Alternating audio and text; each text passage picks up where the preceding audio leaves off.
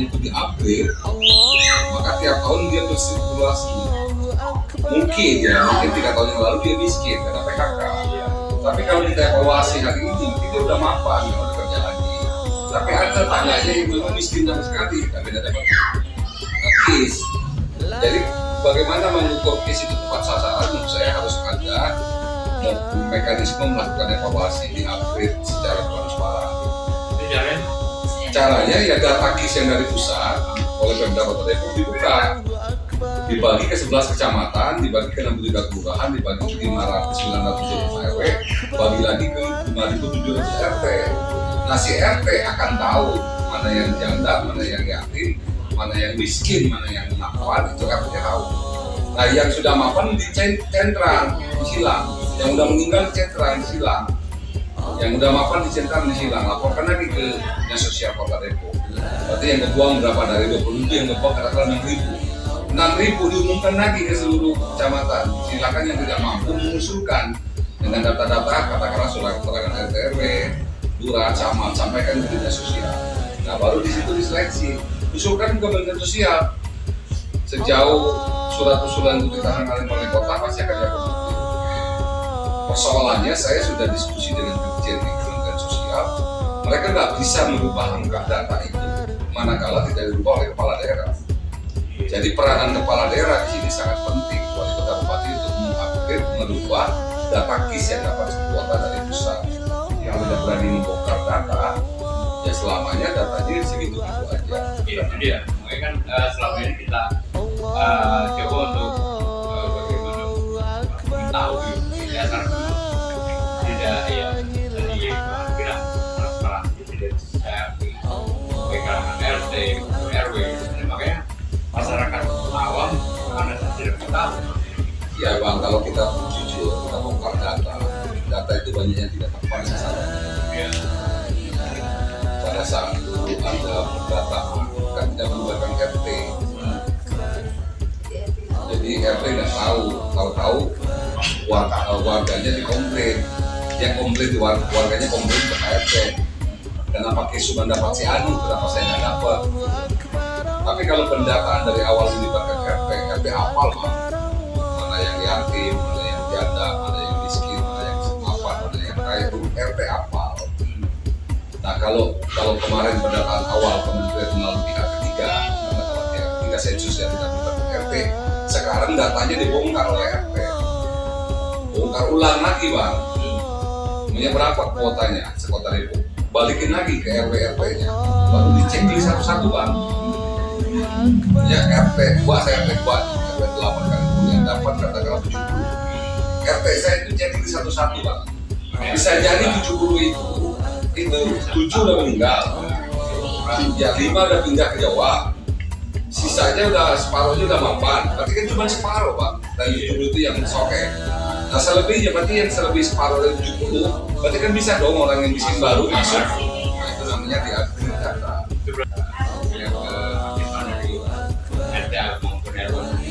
Ya cuman RT RW kan nggak bisa dia mengevaluasi data bang. Kalau pemerintah kota Pak Wali nggak menunjukkan data secara transparan. Datanya dibuka aja oleh Pak Wali bahwa KIS data Depok dia 40.000. Nah 40.000 itu ditaruh di media per kecamatan.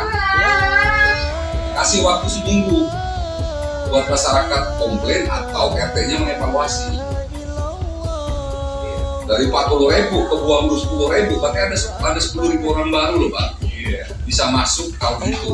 Tahun depan di-upgrade lagi. Seperti itu kan pada dasar kenyataan gitu. Enggak, Depok ini kan nggak pernah mengupgrade data KIS. Makanya orang yang masukkan data KIS baru akan bisa dapat. Kenapa? Karena datanya nggak pernah di-upgrade. Sementara kuota nggak nambah Pak. Itu bagaimana solusinya? Harga dengan ini apa dari pihak kita berdua? Apakah dari Dewan Desa? Bukan ini kewenangan pemerintah di daerah Pak.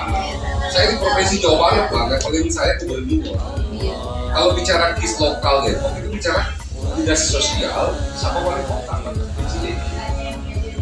Pernah itu saya nanya ke Desa, nah Desa arahannya pas mengukurin pusat. Bukan. Abang tuh kalau saya jadi abang sebagai wartawan ya datang ke Dinsos tanya Pak Ibu, kuota KIS Depok itu berapa atau berapa? Karena ada angkanya Pak, 10.000, 20.000, 30.000, 40.000. Oke, dapat nih angkanya menjadi 30.000. 30.000 kita minta dong data breakdown-nya. 30.000 itu tersebar di 63 kelurahan kan. Nah, data itu dipublish oleh kawan-kawan media per kelurahan bila perlu kolomnya. Nah, dari situ baru RT-nya ngelis. Jangan-jangan RT-nya nggak kenal itu, warganya yang dapat. Karena orang baru pindahan dari luar, kan nggak tahu. Nah, data itu dikasih untuk di-upgrade, publik juga bisa mengupgrade, RT mengupgrade sama minggu. Minggu kedua itu udah masuk ke data baru ke dinas sosial. Nah, baru awal minggu ketiga Pak Wali Kota bikin surat pengantar kepada dinas sosial RI perubahan data dari 40.000 hilang 10.000 masuk 10.000. Karena kotanya nggak nambah Bang. Kalau 40.000 aja nggak akan jadi 50.000. Karena dibagi-bagi per bisa semuanya. Iya, karena kalau itu merubah kota itu merubah struktur APBN. Karena bukan persoalan Depok, itu persoalan Republik Indonesia. Jadi kan itu bicara terkait makanya kuotanya tidak diubah. Tapi apakah kita bisa memasukkan KIS yang tahun? Bisa. Asal kita berani mengevaluasi data yang ada. Lapang kalau dievaluasi dia udah meninggal kan nggak tahu dari 40.000. Ada yang udah nggak jadi warga Depok lagi. Ada yang udah mapan ekonominya, ada motornya 4, rumahnya mewah. Tapi ada yang nggak punya handphone, rumahnya mau rubuh, nggak punya pekerjaan, janda, nggak dapat. Nah, itu yang maksud saya nggak tepat sasaran. Masih dapat. Bisa Bang, karena pada saat dulu dia datang namanya diusulkan. Entah siapa yang usulkan gitu. Itu masih ada hubungan kota sama Ya pengusul. Nggak bisa. Masih ada tuh Bang. Kontrakan banyak, ya kan? Bisa. Anaknya kurang jadi, tapi dapat, ya kan? Sementara sebelahnya janda, tidak Bisa. bisa rumahnya rubuh, malah tidak dapat sama Bisa. sekali gitu. Ya, bisa begitu Bang. Saya diskusi dengan Dirjen Kementerian Sosial khusus bahas masalah KIS di Jawa Barat, termasuk Depok. Dirjen menyarankan, Pak, ini kalau nggak berani dibuka data secara transparan, maka selamanya isu tidak tepat sasaran itu pasti akan muncul. Gimana caranya ya? Kawan-kawan media kita datanya publish. Bila perlu per hari satu kelurahan. Bagaimana berapa kalau 6 juta kelurahan 3 hari muncul data itu. Anggapannya sebulan dari kita evaluasi data. Atau bikin kolom. 63 kolom berarti kan 62. Kayak pengumuman PNS kan begitu. Orang diumumkan kan per jurusan per starter atau 2.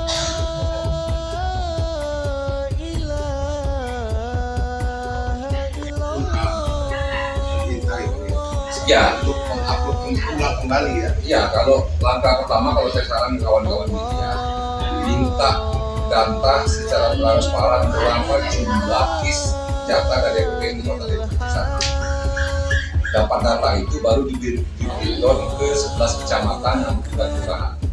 Setelah itu mintakan dinas sosial mengumumkan berapa waktunya dari evaluasi 2 minggu, sampaikan ke publik 2 minggu, baru RT-nya ngecek satu persatu maintain by address. Jangan-jangan dari RT saya yang dapat KIS, RT saya nggak kenal, ada yang nggak kenal. Jangan-jangan gitu.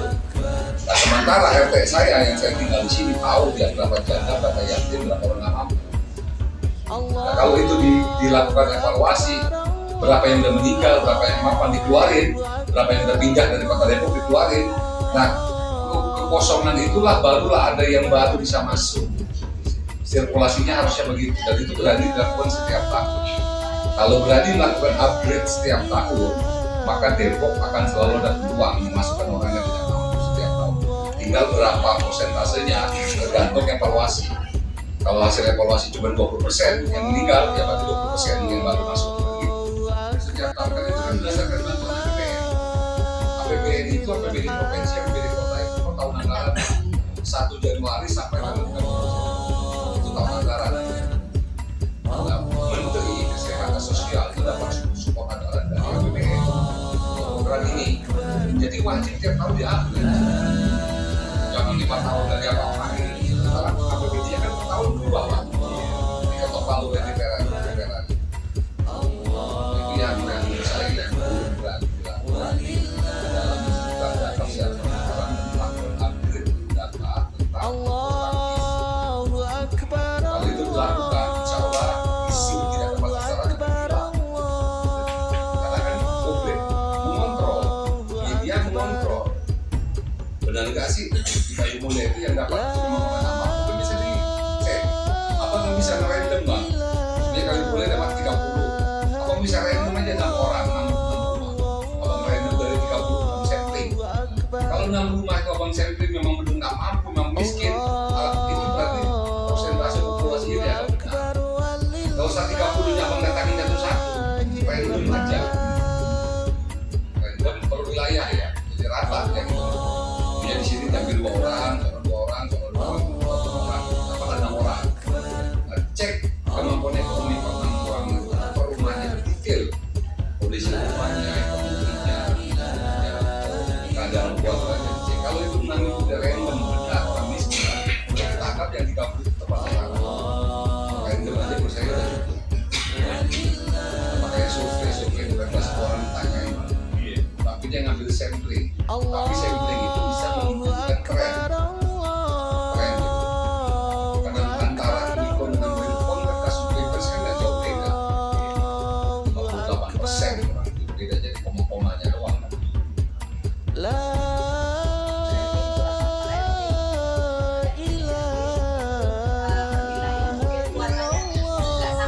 Ya beda-beda. Orang di sini nggak rata.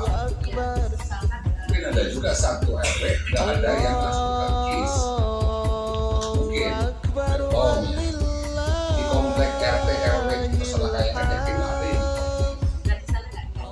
ya ini contoh ya ada kayak gini Pak. Di GDC mungkin GDC menengah ke atas nggak ada yang terkampung. Tapi di perkampungan di belakang GDC perkampungan banyak banget. Walaupun saya yakin setiap kelurahan kasih dapat, cuma tidak persentasenya. Bang, kembali lagi bang. Saya kan mereka Ya tapi kan dia kan harus ada surat keterangan domisili. Kalau dia punya orang Jawa Tengah, jaringan kan di Depok, belum ada ngurus ke KTP online. Dia harus ada surat keterangan bahwa dia di Jawa Tengah pindah ke Depok. beda dong berarti ya. Oh iya, kan sekarang nggak bisa bikin di Jawa Tengah bikin KTP di Depok nggak bisa, di KTP nggak bisa bang. Ada KTP kita tuh sekarang online. Dengan pemerintah itu ada KIP, ada KIS, ada PIP, itu sama sumbernya BPN semua. Bedanya kalau PIP program Kementerian Pendidikan, kalau KIS itu program dinas sosial, kalau KIP sama program pendidikan kan Indonesia Pintar. Jadi semua kementerian punya sumber pembiayaan dari APBN dan itu setahun sekali kita kembalinya. Maka kalaulah kita melakukan upgrade setahun sekali wajar karena sumber pembiayaannya setahun sekali. Pertanyaan saya, sejak kita dapat kuota KIS dari Kementerian Sosial di Depok, sudahkah Depok kita membuka data itu di-upgrade secara transparan? Kan yang ada hari ini Pak, kalau ada orang susah, kita usulkan KIS mental Pak. Ya, percaya sama saya. Itu jawabannya berarti belum kelurahan itu transparan. Ya, kalau secara umumnya. Ya kan, depannya ya seperti itu. Ya secara umumnya gitu. Makanya ketika saya mendengar ada ijazah yang ditahan, saya nggak ada. Jadi kayak kenapa negara ini banget kurang-kurang. Abang lihat undang-undang tentang pendidikan, wajib hukumnya minimum 20%. Abang bayangkan 20% dari 2.000 triliun. Abang bayangkan 20% dari 34 triliun APBD Jawa Barat. Abang bayangkan 20% dari 3,7 triliun, 4 triliun gitu. Itu teralokasikan semua buat pendidikan, 10% buat kesehatan. 8 kali itu 20% itu benar-benar buat sektor pendidikan, nggak ada pengurangan pelanggar sekolah dari itu. Nah, hitung aja 20% dari, kita bukan 20%, Mang, kita itu 35,9% Jawa Barat itu dari 34 triliun pendidikan loh ya. Ambil 20% kalau nggak boleh buka untuk pendidikan.